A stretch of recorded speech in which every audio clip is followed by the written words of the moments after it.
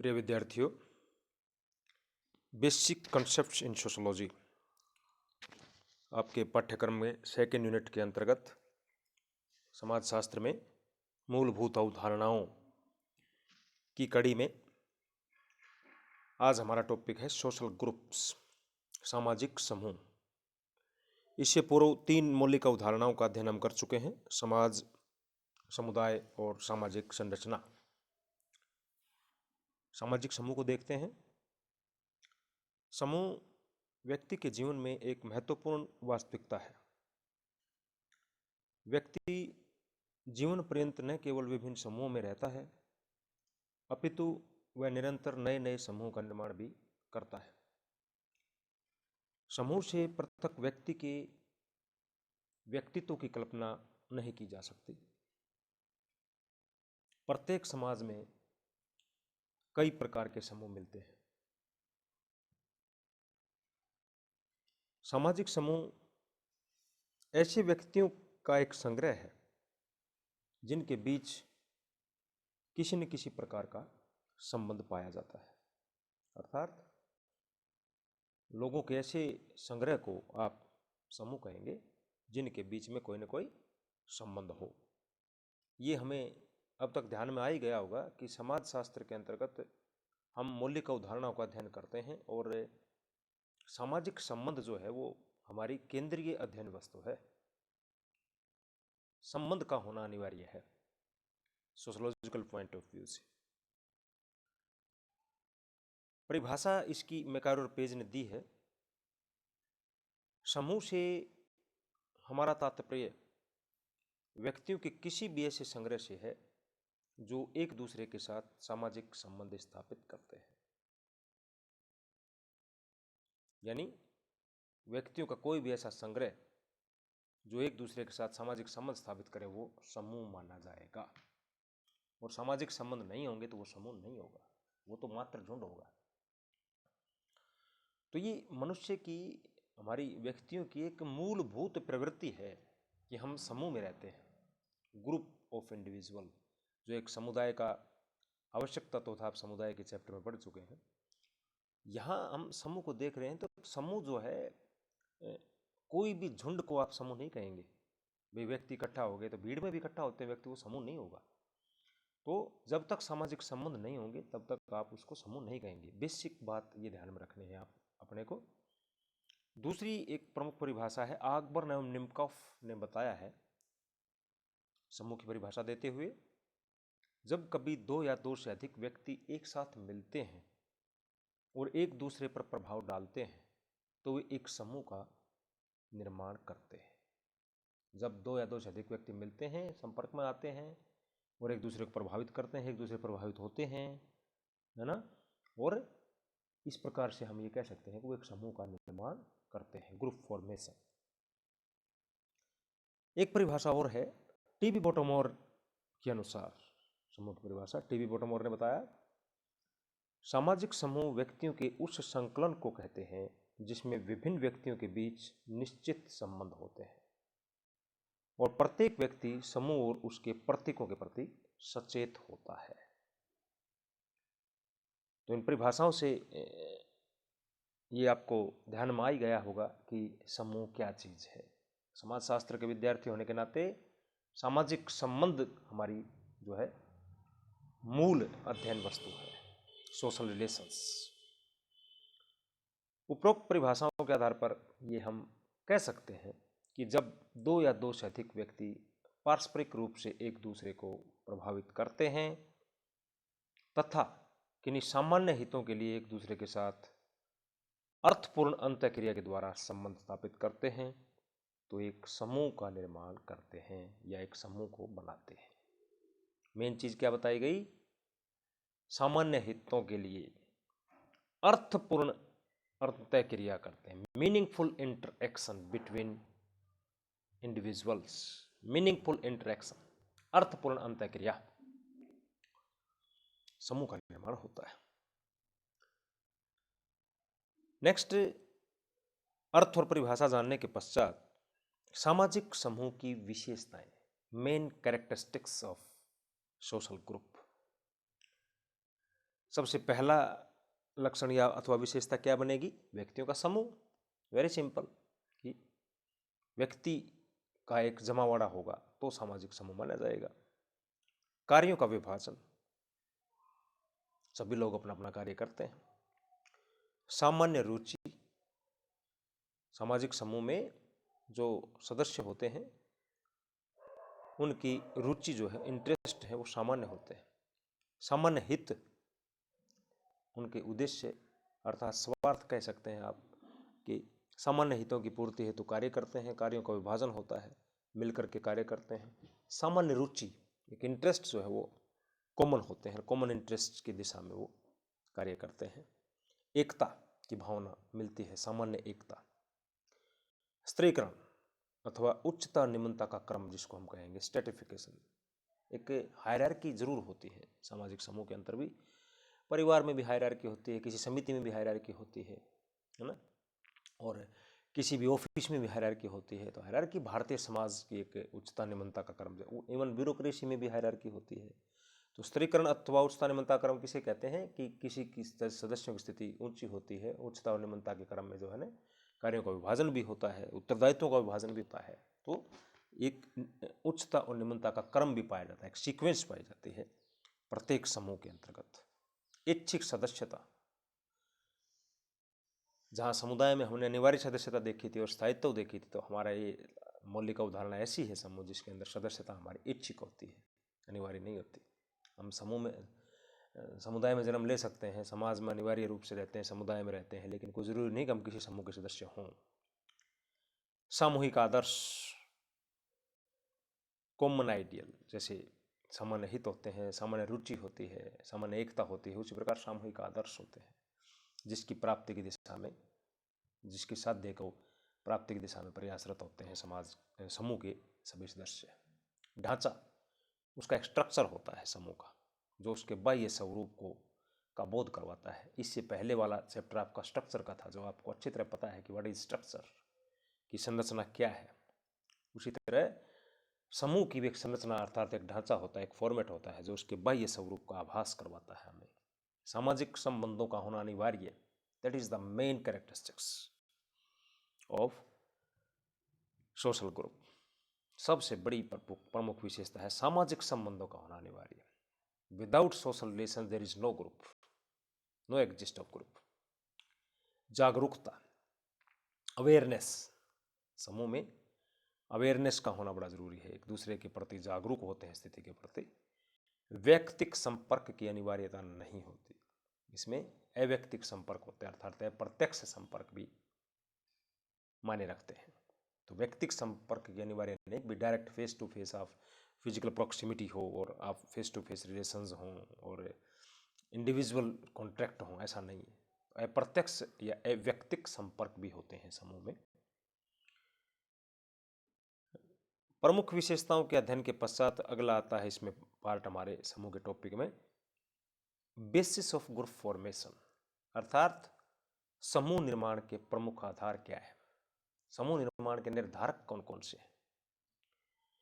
सामाजिक समूह को जन्म देने वाली परिस्थितियां अनेकों होती हैं।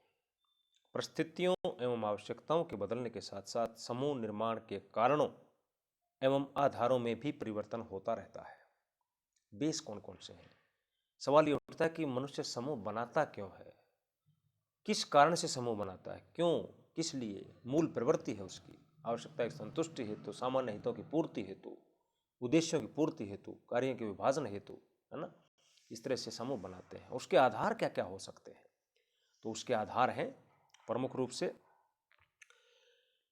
समूह निर्माण के आधारों में हम सामान्य उद्देश्य देखते हैं, सामान्य हित देखते हैं, सामूहिक चेतना देखते हैं, समान भाषा का होना देखते हैं, समान निवास स्थान का होना देखता है। इन आधारों पर ऐसी जो सामान्यताएं हैं, जैसे उद्देश्य, हित, चेतना, भाषा, निवास स्थान, इनको जो है आधार के रूप में मानते हैं हम। इनके कारण समान भाषा के लोगों का एक जैसा समूह होगा, समान निवास स्थान के लोगों का एक समूह होगा, जिसके सामान्य हित है उनका एक समूह होगा। इस तरह समूह का निर्माण होता है सामान्य उद्देश्यों के आधार पर, हित के आधार पर, चेतना के आधार पर, भाषा के आधार पर, समान निवासी स्थान के आधार पर समूह का निर्माण होता है।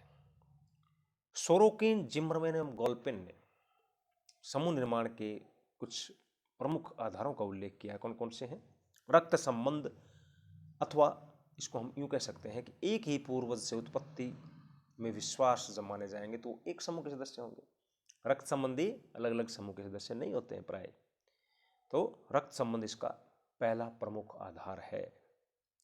दूसरा, विवाह, वैवाहिक संबंध स्थापित करते हैं तो एक समूह का निर्माण होता है। नए नातेदार मिलते हैं आपको, प्राथमिक, द्वितीयक।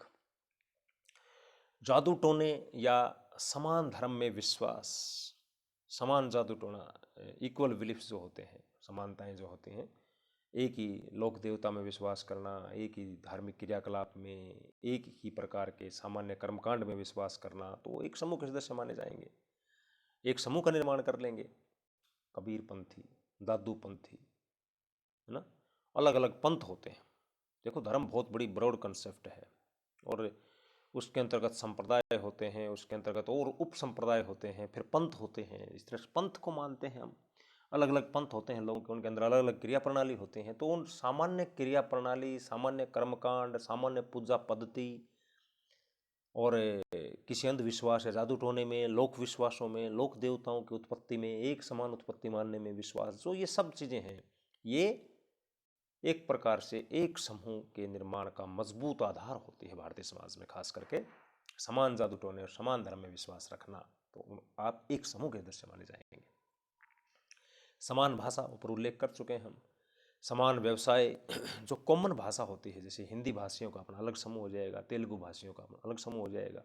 अब मान लीजिए विदेश में बस रहे हैं, वहाँ आपको अपने देश का निवासी मिल जाता है और वो अपनी ही भाषा बोलने वाला होता है, उसका एक ग्रुप बन जाता है। उससे आदमी एक अनौपचारिक प्रकार का, प्राथमिक प्रकार का संबंध, एक जुड़ाव महसूस करता है, तो वो एक समान समूह का निर्माण करते हैं या एक समूह के सदस्य माने जाते हैं। पड़ोस, पड़ोसी प्राथमिक समूह है।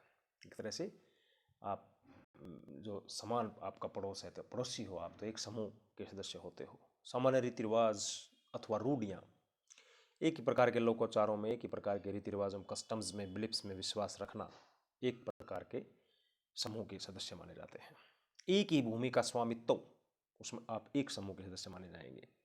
सामान्य शत्रु का होना, हमारा कॉमन शत्रु, है ना,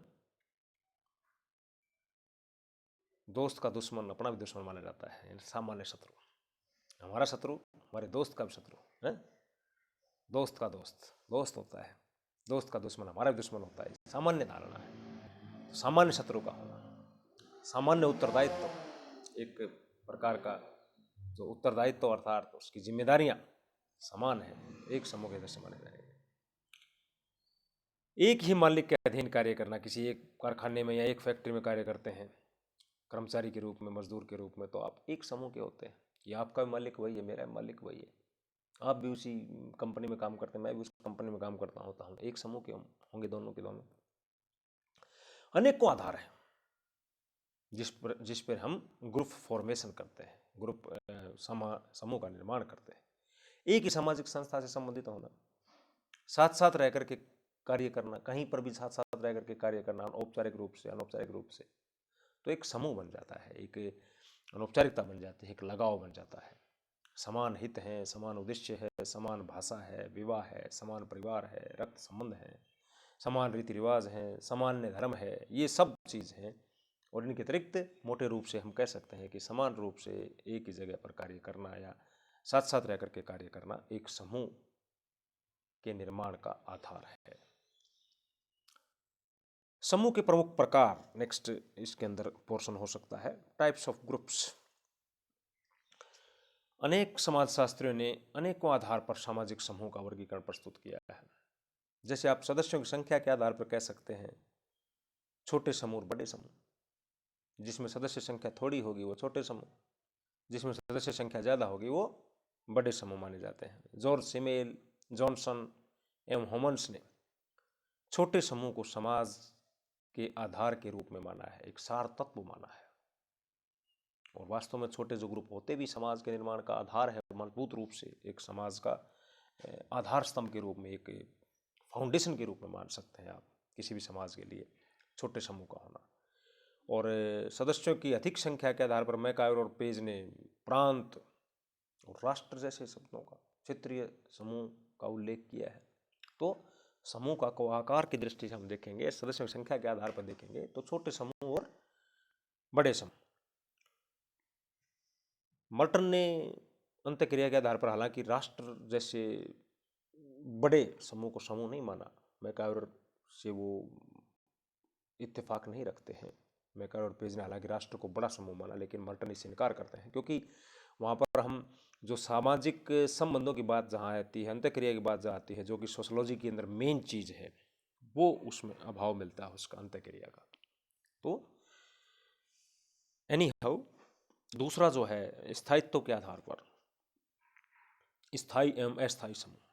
लेकिन टीबी बोटोमर ने स्थायी समूह और अस्थायी समूह के बीच में एक अलग समूह बताया, क्वेसी ग्रुप्स, आभासी समूह या अर्ध समूह जिसको हम बोलते हैं।